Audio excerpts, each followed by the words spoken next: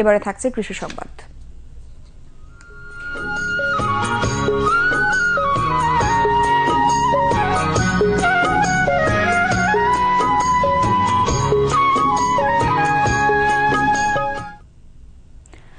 টাঙ্গাইলে যমুনার চরাঞ্চলের বালুময় অনাবাদী জমিকে চাষাবাদের আওতায় আনতে চরাঞ্চলের 4টি ইউনিয়নের কয়েকজন কৃষককে দেওয়া হয়েছে বিনামূল্যে বাদামের বীজ ও সার।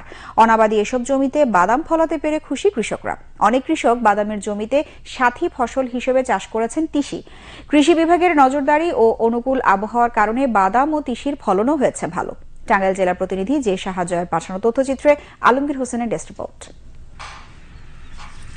টাঙ্গাইল সদর উপজেলার 4টি ইউনিয়নের যমুনা ও দলেশ্বরী নদীর চরাঞ্চলের বালুময় অনাবাদী জমিতে বাদাম চাষ করার উদ্যোগ নেওয়া হয়।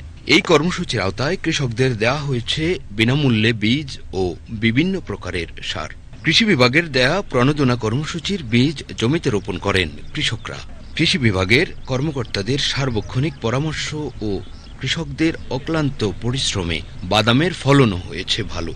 বাদাম চাষ সহজ এবং লাভজনক। অনেক কৃষক বাদামের জমিতে সাথী ফসল হিসেবে ঔষধি গুণসম্পন্ন মূল্যবান ফসল তিসি চাষ করেছেন।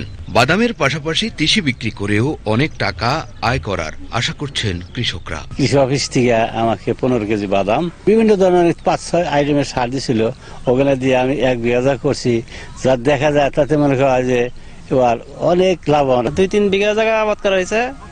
ফলন এবার আল্লাহ করলে এবার ভালো দেখা যায়। বাদাম চাষের পাশে তিসি করছি 3-4 বিঘা জায়গা, তাতে তিসির ফলনও ভালো হয়েছে। এবছর সদর উপজেলার 4টি চরাঞ্চলে 50 হেক্টর জমিতে বাদাম চাষ করা হয়েছে।